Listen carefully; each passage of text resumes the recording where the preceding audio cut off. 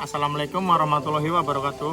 Perkenalkan, saya Alfian Maulana Fatih, mahasiswa Ilmu Komunikasi Universitas Muhammadiyah Yogyakarta.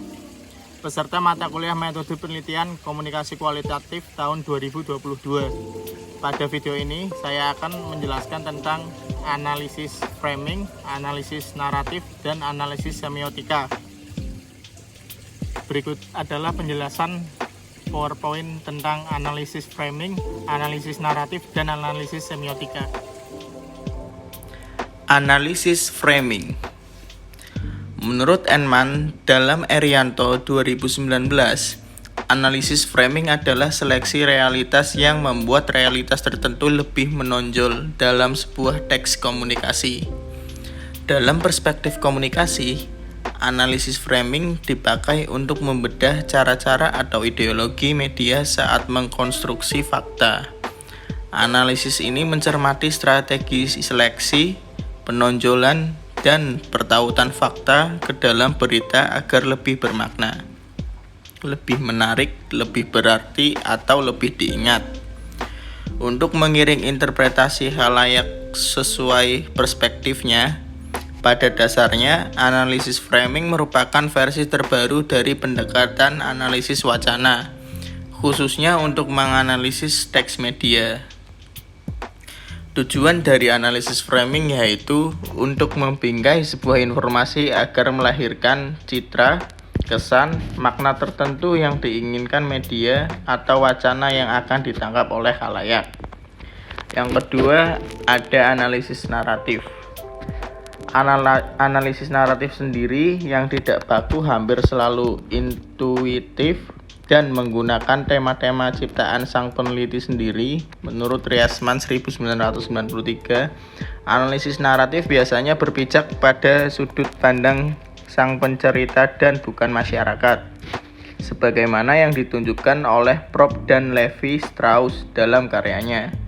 Penelitian naratif biasanya digunakan ketika peneliti ingin membuat laporan naratif dari cerita individu. Peneliti membuat ikatan dengan partisipan dengan tujuan supaya peneliti maupun partisipan merasa nyaman. Bagi partisipan, berbagai cerita akan membuatnya merasa ceritanya itu penting dan merasa didengarkan. Penelitian naratif juga digunakan ketika cerita memiliki kronologi peristiwa. Penelitian ini berfokus pada gambar mikroanalitik atau cerita individu, daripada gambar yang lebih luas tentang norma kebudayaan seperti dalam etnografi atau teori-teori umum dan abstrak seperti dalam grounded theory. Analisis naratif sendiri mempunyai karakteristik yaitu seperti pengalaman individu. Peneliti naratif berfokus pada pengalaman satu individu atau lebih. Peneliti mengeksplorasi pengalaman-pengalaman individu. Pengalaman yang dimaksud yaitu pengalaman pribadi dan pengalaman sosial. Kemudian ada kronologi pengalaman, memahami masa lalu individu, seperti juga masa sekarang dan masa depan adalah salah satu unsur kunci dalam penelitian naratif. Peneliti naratif menganalisis suatu kronologi dan melaporkan pengalaman individu. Yang kemudian ada pengumpulan cerita.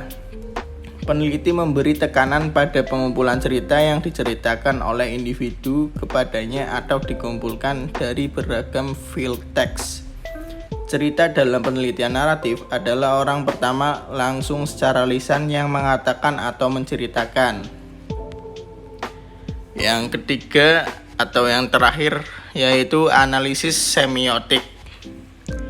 Semiotika atau tanda adalah sesuatu yang mempresentasikan atau menggambarkan sesuatu yang lain atau di dalam benak seseorang yang sedang memikirkannya.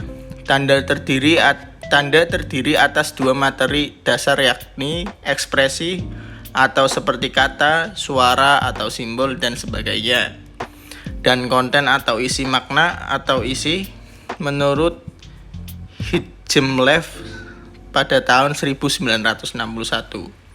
Semiotika atau ilmu tanda mengandaikan serangkaian asumsi dan konsep yang memungkinkan kita untuk menganalisis sistem simbiolik dengan cara sistematis. Kata semiotika itu sendiri berasal dari bahasa Yunani semeion, yang berarti tanda, atau menurut Sujiman dan Van Zoest pada tahun 1996. Seme yang berarti penafsir tanda menurut Chaubley dan Jens pada tahun 1999, atau apa yang lazim dipahami sebagai a sign by which something is known, atau suatu tanda di mana sesuatu dapat diketahui menurut John Locke pada tahun 1960.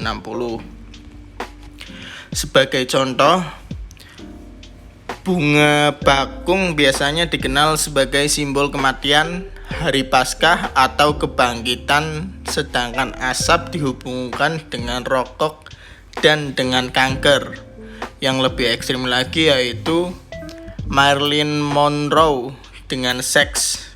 Keterkaitan antara ekspresi dan konten dari tiga contoh tersebut bersifat sosial dan arbiter.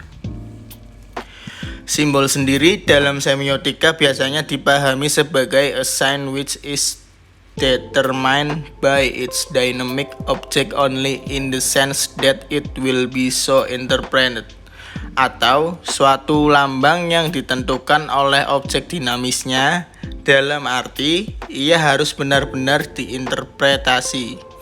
Interpretasi yang dimaksudkan adalah satu upaya pemaknaan terhadap lambang-lambang simbolik dengan melibatkan unsur dari proses belajar berdasarkan pengalaman sosial dan kesepakatan dalam masyarakat tentang makna lambang tersebut.